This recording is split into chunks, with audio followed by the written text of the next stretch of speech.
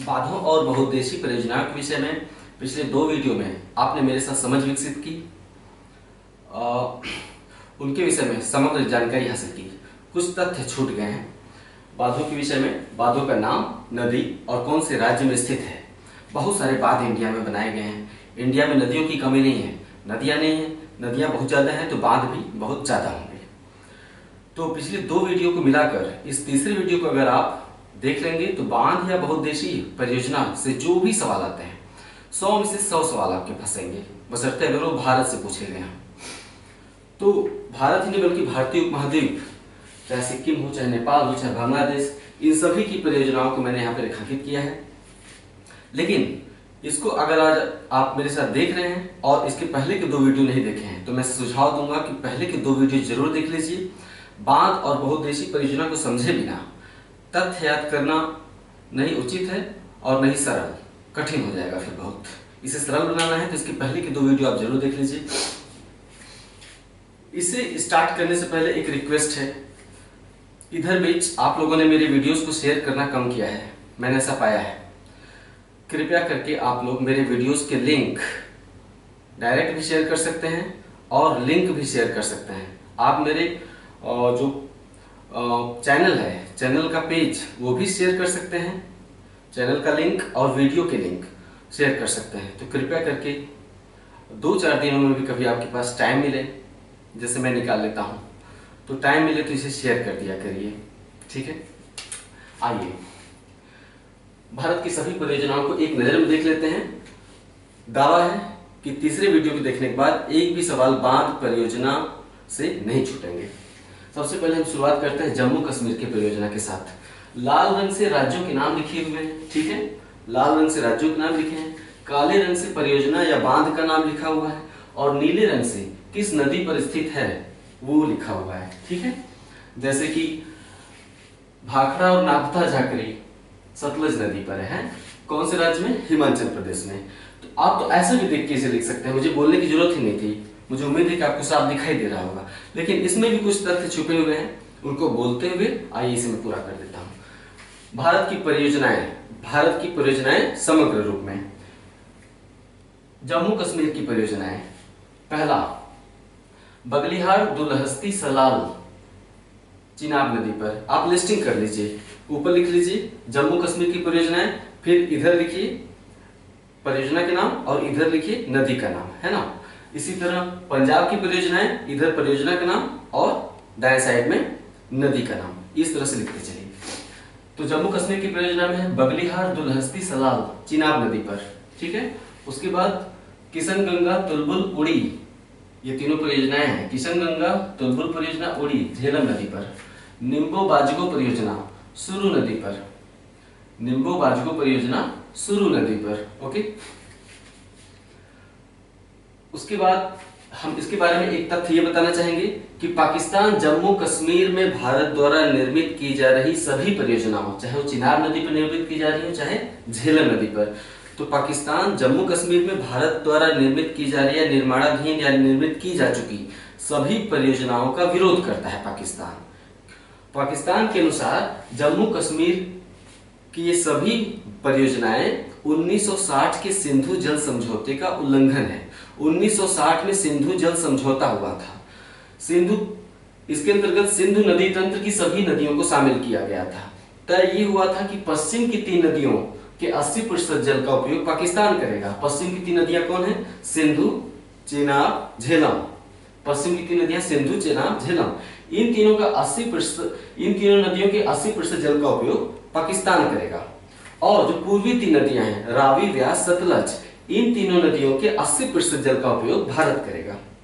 ये तय हुआ था 1960 के सिंधु जल समझौते के अंतर्गत।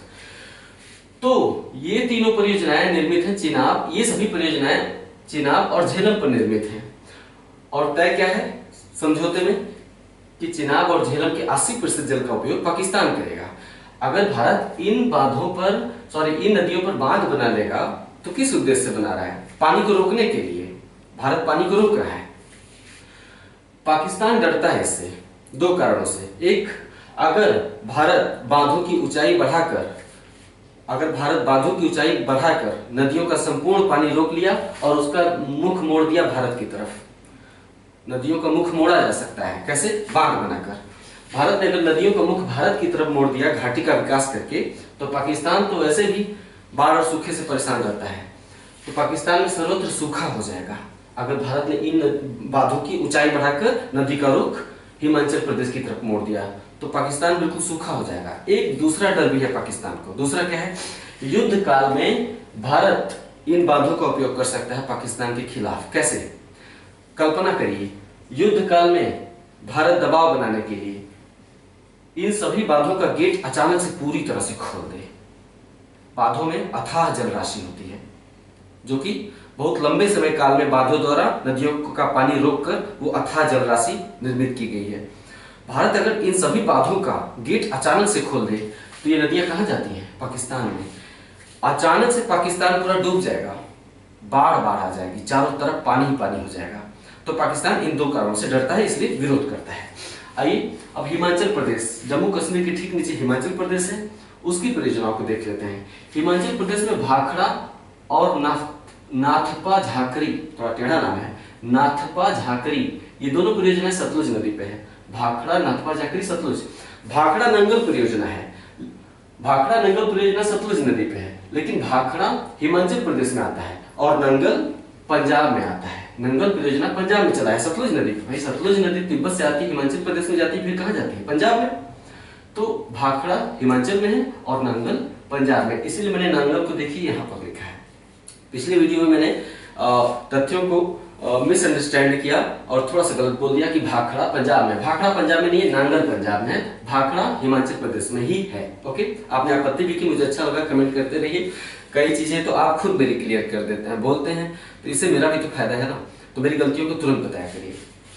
हिमाचल प्रदेश में भाखड़ा, नाथपा झाकरी सतलुज पर, पोंग व्यास नदी पर, चमेरा रावी नदी पर, है ना, और पार्वती परियोजना पार्वती नदी पर। जिस परियोजना के आगे मैंने नदी का उल्लेख नहीं किया है, आप समझ जाइए कि नदी का नाम भी परियोजना के नाम पर ही है, अर्थात नदी के नाम पर ही परियोजना का नाम रख दिया गया है। जैसे पार्वती परियोजना पार्वती नदी पर, है ना।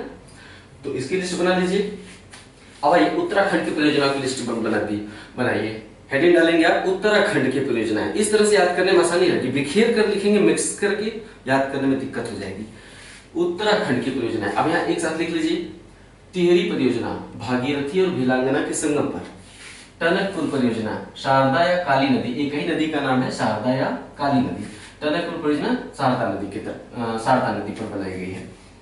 उसके बाद अब आइए हम पंजाब की, हिमाचल हो गया, उत्तराखंड हो गया, पंजाब की परियोजना देख लेते हैं। जम्मू कश्मीर हो ही गया है। पंजाब में नांगल परियोजना सतलज के तट पर, नांगल बांध है, परियोजना मतलब बांध होता है, सिंपल सी बात है। नांगल बांध सतलज नदी के तट पर, हरिके बांध अर्थात हरिके बैराज बांध सतलज और व्यास के संगम पर, जहां सतलज और व्यास नदी पाकिस्तान में नहीं जाती, भारत में ही सतलज से मिल जाती है, तो हरिके इन्हीं दोनों नदियों के संगम पर बनाया गया है। इंदिरा गांधी नहर हरिके बैराज से ही हरिके बांध बनाकर इन दोनों नदियों का पानी इकट्ठा किया गया है और वहां से एक नहर निकालकर राजस्थान में भेज दी गई है, जिससे राजस्थान के 4 प्रमुख जिलों की सिंचाई होती है। पिछले वीडियो में बताया है। थीन बांध रावी नदी के तट पर, ये तीनों बांध पंजाब में है। इसके बाद राजस्थान की बात देख लीजिए। राजस्थान की परियोजना है, 2 परियोजना है, जवाहर सागर, राणा प्रताप सागर। चंबल नदी मालवा पठार से निकलकर मध्य प्रदेश होते हुए राजस्थान में जाती है, फिर उत्तर प्रदेश में यमुना से मिल जाती है। तो चंबल नदी पर मध्य प्रदेश में गांधी सागर परियोजना बनाई गई है। मध्य प्रदेश की परियोजना अलग से बताऊंगा, समेकित रूप से बता दो चंबल नदी को कि चंबल नदी पर मध्य प्रदेश में गांधी सागर परियोजना है, बांध बनाकर पानी रोककर कृत्रिम झील बना दिया गया है, गांधी सागर परियोजना। और राजस्थान में जवाहर सागर और राणा प्रताप सागर, ये 2 परियोजनाएं चंबल नदी पर राजस्थान में है। तो आप लिख लीजिएगा, राजस्थान की परियोजनाएं जवाहर सागर, राणा प्रताप सागर डैश चंबल नदी, है ना। अब आइए उत्तर प्रदेश की परियोजनाएं देखते हैं। उत्तर प्रदेश में माता टीला परियोजना झांसी में बेतवा नदी के तट पर। दूसरी लक्ष्मीबाई परियोजना झांसी में बेतवा नदी के तट पर। रिहंद परियोजना, मैंने गलती से लास्ट वीडियो में मिर्जापुर बोल दिया था, रिहंद परियोजना, इसके लिए आपका शुक्रिया, आपने टोका। और रिहंद बांध परियोजना सोनभद्र जिले में है। रिहंद परियोजना, रिहंद बांध को हम ओबरा परियोजना भी कहते हैं, क्योंकि सोनभद्र के ओबरा क्षेत्र में है। सोनभद्र में ओबरा बहुत ही बड़ा इंडस्ट्रियल एरिया है, तो ताप विद्युत की इकाई भी वहां स्थापित की गई है। तो वहां पे रिहंद बांध में बनाकर जल विद्युत भी स्थापित किया जाता है। यानी ओबरा में ताप विद्युत भी पैदा होता है और जल विद्युत भी पैदा होता है उत्तर प्रदेश के ओबरा में। ओबरा कहाँ है? सोनभद्र में। तो रिहंद बांध सोनभद्र के ओबरा में, इसलिए इसे ओबरा परियोजना भी कहते हैं। रिहंद बांध किस नदी के तट पर है? स्वाभाविक सी बात है, रिहंद नदी के तट पर है। रिहंद किसकी सहायक नदी है? सोन की सहायक नदी है। सोन अमरकंटक से निकलकर पटना के पास गंगा नदी से मिलता है सोन, तो उसी की सहायक नदी है रिहंद। रिहंद पर बांध बना दिया गया है। अगला परियोजना आप देखते हैं, नेपाल में एक परियोजना है पंचेश्वर परियोजना। ठीक है, नेपाल में पंचेश्वर परियोजना भारत के सहयोग से तैयार की गई है। नेपाल की पंचेश्वर परियोजना भारत के सहयोग से तैयार की गई है। अगला सिक्किम, सिक्किम में रानगीट परियोजना है तीस्ता नदी पर। तीस्ता नदी पर सिक्किम में रानगीट परियोजना है। नेक्स्ट भूटान भी देख लेते हैं। भूटान में 3 परियोजनाएं भारत के सहयोग से निर्मित की गई हैं, यानी 3 बांध भूटान के ऐसे हैं जो भारत के सहयोग से निर्मित की गई। यहाँ जगह नहीं था, मैं लिख नहीं पाया, आप लिख लीजिए। भूटान की परियोजनाएं चुक्खा, ताला, संकोश। चुक्खा, ताला, चुक्खा में आधा क आएगा बीच में, चुक्खा, ताला और संकोश परियोजनाएं। ठीक, ये नदी का नाम है 1 मिनट, नदी का नाम है वांगचू नदी। या आपको मैं लिख दूं दिखाने के लिए। वांगचू नदी कहाँ बहती है? सिक्किम में बहती है, सॉरी भूटान में बहती है। तो भूटान में 3 परियोजनाएं चुक्खा, ताला और संकोश किस नदी पर है? वांगचू नदी पर है। किस देश के सहयोग से निर्मित की गई है?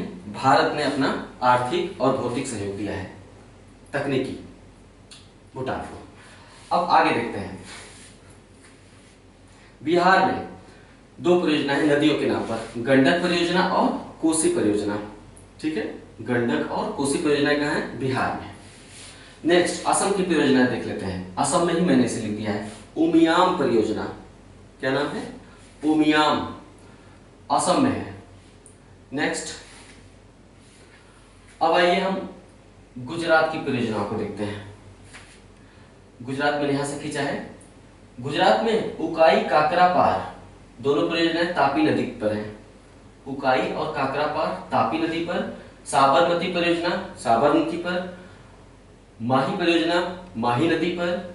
सरदार सरोवर परियोजना नर्मदा नदी पर अभी निर्माणाधीन है। गुजरात में ही है। नर्मदा नदी अमरकंटक से निकलती है, गुजरात तट पर किसके पास बहती है? किस शहर के पास? सूरत के पास, नहीं सॉरी, भड़ौस के पास। भड़ौस के पास खंबात की खाड़ी में अपना मुहाना बनाती है ना, तो भड़ौस से थोड़ा पहले ही सरदार सरोवर परियोजना द्वारा नदी का पानी रोक दिया गया है, पानी को इकट्ठा करने के लिए। तो नर्मदा पर अभी निर्माणाधीन है। ये बहुत ही बड़ी परियोजना है। सरदार सरोवर परियोजना कोई छोटी मोटी परियोजना नहीं है। इससे 4 राज्य लाभान्वित होंगे, मध्य प्रदेश, महाराष्ट्र, गुजरात और राजस्थान। भारत के बहुत इतना बड़ा क्षेत्र देख रहे हैं, ये पूरे क्षेत्र में ये पानी भेजेगा सरदार सरोवर परियोजना नहरें निकालकर। बहुत बड़ी परियोजना अभी निर्माणाधीन है। सरदार वल्लभ भाई पटेल ने इसकी संकल्पना प्रस्तुत की थी। सरदार सरोवर बांध की परियोजना की संकल्पना सरदार वल्लभ भाई पटेल ने प्रस्तुत की थी। 1961 में जवाहरलाल नेहरू ने इसका शिलान्यास किया था। शिलान्यास मतलब शुरुआत, पहला पत्थर रखना। किसी भवन, बिल्डिंग या परियोजना का पहला पत्थर रखना क्या कहलाता है? शिलान्यास। तो जवाहरलाल नेहरू ने इसका शिलान्यास किया था। शिलान्यास और उद्घाटन में अंतर होता है। शिलान्यास जब काम शुरू होता है तब किया जाता है, और जब काम खत्म हो जाता है तो उसका उद्घाटन किया जाता है ना। मध्य प्रदेश की परियोजना है तवा परियोजना। हेडिंग डालिए, मध्य प्रदेश की परियोजना है तवा परियोजना, तवा नदी पर। बाण सागर परियोजना सोन नदी पर। अमरकंटक से निकलकर सोन चली जाती है बिहार में, तो बाण सागर परियोजना सोन नदी पर है। गांधी सागर परियोजना चंबल नदी पर। मैंने बताया ना, चंबल नदी मालवा के पठार से निकलती है, राजस्थान जाती है, फिर यमुना से मिल जाती है। तो चंबल पर मध्य प्रदेश में गांधी सागर परियोजना निर्मित की गई है, और राजस्थान में जवाहर सागर और राणा प्रताप सागर। तो गांधी सागर चंबल नदी पर, ओमकारेश्वर और इंदिरा परियोजना नर्मदा नदी पर। नर्मदा नदी पर ओमकारेश्वर परियोजना महत्वपूर्ण है मध्य प्रदेश में, और गुजरात में कौन सा महत्वपूर्ण है नर्मदा नदी पर? सरदार सरोवर। तो ओमकारेश्वर और इंदिरा सागर परियोजना नर्मदा नदी पर निर्मित है। इसके बाद अब हम देखते हैं महाराष्ट्र की परियोजनाएं। महाराष्ट्र में ढेर सारे जल विद्युत के साधन हैं, बहुत सारे बांध बने हैं। हम बहुत छोटे बातों को नहीं लिखवा रहे हैं, वही लिखवा रहे हैं जहां से सवाल पूछे गए हैं बार बार और आगे पूछे जाने की संभावना है, जो विवादित हैं, हाल में चर्चा में रहे हैं किसी न किसी कारण से। बातों से सवाल अक्सर वहीं से आते हैं जहां भी विवादित होता है या चर्चा में रहा है। तो महाराष्ट्र की परियोजनाएं, पहला कोयना परियोजना, कोयना नदी की पर। पूर्णा परियोजना, पूर्णा नदी पर। भीमा परियोजना, भीमा नदी पर। जायकवाड़ी महत्वपूर्ण है, जायकवाड़ी परियोजना गोदावरी नदी पर। छोम बांध परियोजना, छोम बांध परियोजना कृष्णा नदी पर। ओके, मेरी आवाज थोड़ी गूंजती है, आप लोग शिकायत करते रहते हैं। मैं एक माइक्रोफोन ढूंढ रहा हूं, लेकिन इलाहाबाद में पूरा छान मारा, कहीं माइक्रोफोन मुझे मिला ही नहीं। आप लोगों को कहीं पता है कि माइक्रोफोन जो मैं अपने कैम कॉर्डर यानी वीडियो कैमरा से मैं अटैच कर दूं, और होता है ना माइक्रोफोन कान के पास से लेके माउथ के पास ऐसे आता है एक वायर, और उसका एक डिवाइस बेल्ट के पास होता है। तो उससे बोलने पे क्या होता है कि वो डायरेक्ट आवाज माउथ के पास से कैमरे में चली जाती है। कमरे में जो आवाज गूंज रही है वो कैमरे में नहीं जाएगी उससे। तो माइक्रोफोन बहुत ही उपयोगी है मेरे लिए, लेकिन मैंने पूरा इलाहाबाद छान मारा, कहीं नहीं मिला। काफी मैं परेशान भी हुआ। अब सोच रहा हूँ कि कहीं लखनऊ वगैरह से मंगाऊंगा, देखता हूँ क्या होता है। जल्दी इसका समाधान हो जाएगा, 8-10 दिन और झेल लीजिए मुझे मतलब इस आवाज गूंजती आवाज को झेल लीजिए। अभी मुझे समय ही नहीं मिल रहा है बहुत ज्यादा कि मैं माइक्रोफोन वगैरह खरीद सकूं, जल्दी खरीदूंगा। ठीक है, तो महाराष्ट्र की परियोजना आपने देखा। अब आई कर्नाटका की परियोजना देखते हैं। यहाँ कर्नाटका मैंने गोल बिंदु बनाया है ना, यहाँ पे लिखा है। कर्नाटका में है जोग या महात्मा गांधी परियोजना, शरावती नदी पर। लिंगन मक्की या लिंगान मक्की परियोजना शरावती नदी पर। जोग महात्मा गांधी और लिंगान मक्की दोनों शरावती नदी पर। लिंगान मक्की अक्सर पूछा गया है और जोग भी अक्सर पूछा गया है। शिव समुद्रम घिसा पीटा हो गया, बहुत पुराना है लेकिन सवाल पूछता है। शिव समुद्रम परियोजना कावेरी नदी पर, ठीक है, 1902 में निर्मित हुई थी। घाट प्रभा, माल प्रभा, भद्रा, कालिंदी, ये 4 परियोजनाएं हैं, ये भी कर्नाटक में ही है। घाट प्रभा, माल प्रभा, भद्रा, कालिंदी, ये सभी परियोजनाएं समान नाम की नदियों पर निर्मित हैं। ये सभी नदियों के भी नाम है, घाट प्रभा, माल प्रभा, भद्रा, कालिंदी। कर्नाटक में नदियां, इन नदियों पर परियोजनाएं बना दी गई हैं। कर्नाटक। आंध्र प्रदेश की परियोजना देखते हैं।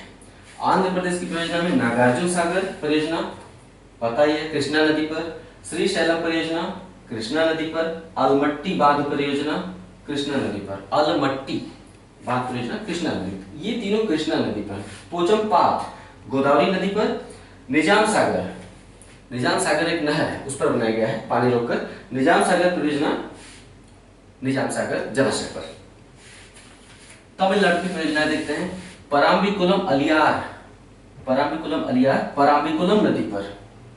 मैटूर बांध परियोजना, तमिलनाडु की परियोजना देख रहे हैं आप। दूसरा है मैटूर बांध परियोजना कावेरी नदी पर। पायकारा परियोजना पायकारा नदी पर। पापनाशम, पापनाशम है ना परियोजना, पापनाशम नदी पर। भाई नदी क्या करती है, लोगों की पाप धोती है ना, तो पापनाशम परियोजना। तमिलनाडु बहुत ही धार्मिक राज्य है और तमिलनाडु में जितने भी आप शहर देखेंगे, चाहे मदुरै हो, चेन्नई हो, तिरुवनंतपुरम हो, है ना, ये सभी धार्मिक दृष्टि से बड़ी महत्वपूर्ण शहर है। और धर्म और संस्कृति भले ही उत्तर भारत में लोप होता जा रहा है, लेकिन तमिलनाडु यानी दक्षिण भारत के राज्यों में भारत की धर्म और संस्कृति अभी भी काफी हद तक सुरक्षित है। यही रीजन है कि आप देखते हैं कि वहां विवाह शादियों में जेवर, फीमेल्स बहुत ज्यादा जेवर पहन लेती हैं, पूरी तरह से ढक लेती हैं अपने आप को जेवर से।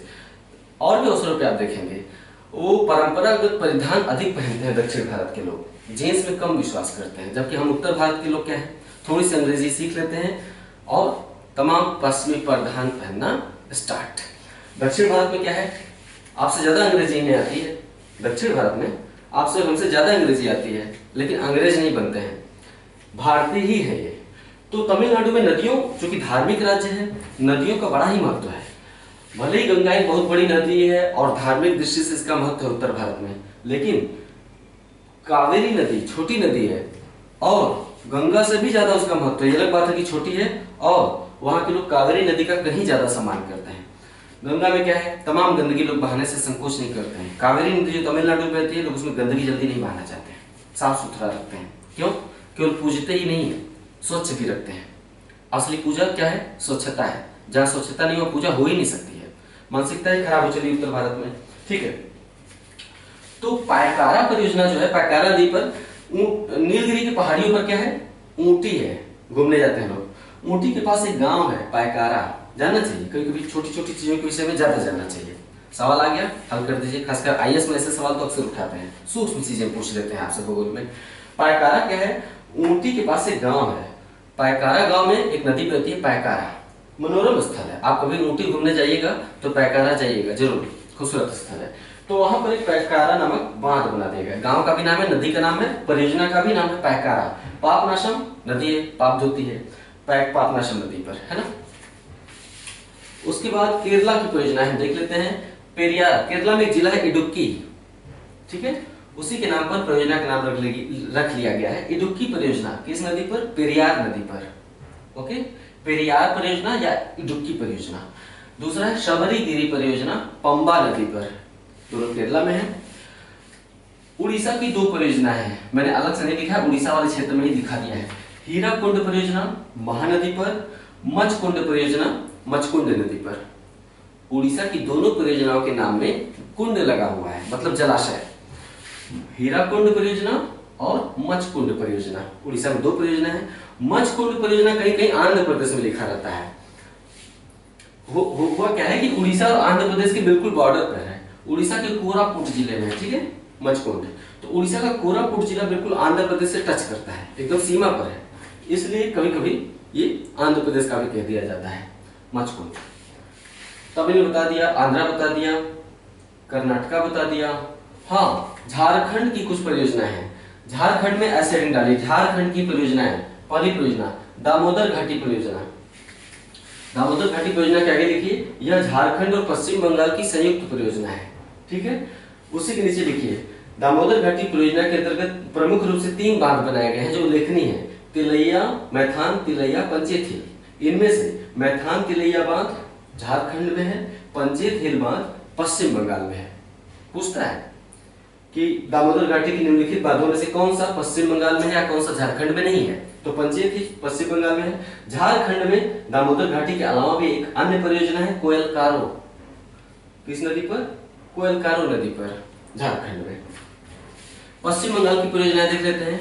देखिए यहाँ पश्चिम बंगाल से मैंने उठाया लाइन को, और पूर्वोत्तर भारत से तो यहाँ पर लिख दिया है पश्चिम बंगाल। पश्चिम बंगाल में 2 प्रमुख परियोजनाएं हैं। फरक्का परियोजना हुगली नदी पर, फरक्का बांध है, फरक्का बांध हुगली नदी पर। मयूराक्षी परियोजना मयूराक्षी नदी पर, है ना, मयूराक्षी परियोजना मयूराक्षी नदी पर। मयूराक्षी परियोजना को कनाडा बांध भी कहते हैं। मयूराक्षी परियोजना को कनाडा बांध परियोजना भी कहते हैं। क्वेश्चन ऐसे पूछ देगा, कनाडा बांध परियोजना भारत के किस राज्य में है, तो पश्चिम बंगाल राज्य में है। हाँ, मैं पढ़ाते समय ये भूल गया कि भारत का सबसे ऊंचा बांध टिहरी है, ऊंचाई 261 मीटर, 261 मीटर भारत का सबसे ऊंचा बांध टिहरी। लेकिन अगर पूछेगा भारत का सबसे ऊंचा गुरुत्वीय बांध, भाखड़ा बांध 255 मीटर, सबसे ऊंचा गुरुत्वीय बांध भाखड़ा, और सबसे ऊंचा बांध टिहरी। भाखड़ा 255, टिहरी 261, ठीक है। ये हो गया भारत की परियोजनाओं का आज अंत।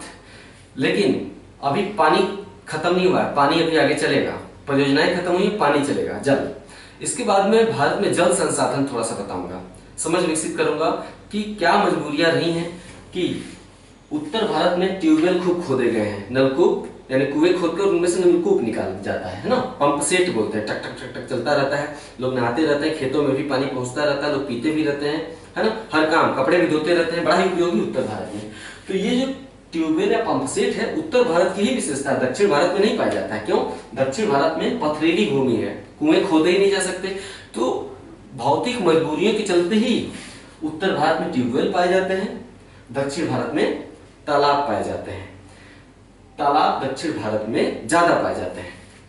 तालाबों द्वारा सिंचाई दक्षिण भारत में की परंपरा रही प्राचीन काल से, क्योंकि यहाँ कुएं नहीं खोदे जा सकते। दूसरे, भूमि पथरीली है तो नहरें भी खोद कर नहीं निकाली जा सकती। आप तो कहेंगे कि भूमि पथरीली तो तालाब कैसे खोद दिए गए? तालाब खोदे नहीं गए हैं, प्रकृति ने प्राकृतिक रूप से यहाँ बहुत बढ़िया बढ़िया तालाब बनाए हैं। आप जाएंगे उन तालाबों के पास तो देख के मन एकदम प्रसन्न हो जाएगा। तो प्रकृति ने प्राकृतिक रूप से दक्षिण भारत में तालाब विकसित कर दिए, इसलिए यहाँ पे तालाब द्वारा सिंचाई होती है। यहाँ की मिट्टी नरम मुलायम है, खोद देते हैं तो पानी अपने आप निकलने लगता है, इसलिए यहाँ नलकूप है ना। मिट्टी मुलायम है तो नहर भी खूब निकाले गए हैं नदियों से, क्योंकि मिट्टी मुलायम है। तो अगला चैप्टर भारत में जल संसाधन और उसके बाद भारत में सिंचाई पढ़ेंगे आप। साथ ही इस समग्र जल संसाधन, सिंचाई और परियोजना से छूटे हुए जो तथ्य हैं मैं कहाँ डालूंगा, टेस्ट सीरीज में। टेस्ट सीरीज जरूर ज्वाइन करिए, उसके उत्तर जरूर दीजिए। उसमें वो बातें शामिल होती हैं जो किसी शीर्षक के अंतर्गत मैं नहीं रख पाता हूं, लेकिन उसमें जरूर शामिल करूंगा ताकि आपको समग्र रूप से तथ्य दे सकूं। ठीक है, और आप उससे बहुत सारी बातें पूछते हैं, कमेंट में पूछते हैं, उस सबका जवाब है मेरे पास। जल्दी समय पाऊंगा तो हर चीज का जवाब दूंगा, न केवल बल्कि दो सामान्य अध्ययन के 2 सब्जेक्ट एक साथ पढ़ूंगा। इतिहास भूगोल पहले खत्म करूंगा, फिर पॉलिटिकल साइंस इकोनॉमिक्स भी खत्म करूंगा। बहुत समय नहीं लगेगा, दिसंबर तक सब कुछ हो जाएगा। और एक वैकल्पिक विषय, बार बार मैंने कमेंट पढ़ा है कि लोग कहते हैं कि इससे जीएस पढ़ने से क्या फायदा, एक वैकल्पिक विषय भी स्टार्ट करिए। तो मेरा प्री विषय भूगोल वैकल्पिक विषय है, उससे मैं जून लास्ट या जुलाई से भूगोल वैकल्पिक विषय के रूप में स्टार्ट कर दूंगा। तब वास्तव में आपको भूगोल की बढ़िया नॉलेज होगी, है ना, तब आप भूगोल के प्रोफेसर भी बन जाएंगे। तो चलिए सिलसिला ऐसे ही बरकरार रखते हैं व्हाइट बोर्ड के साथ। ठीक है, नमस्कार।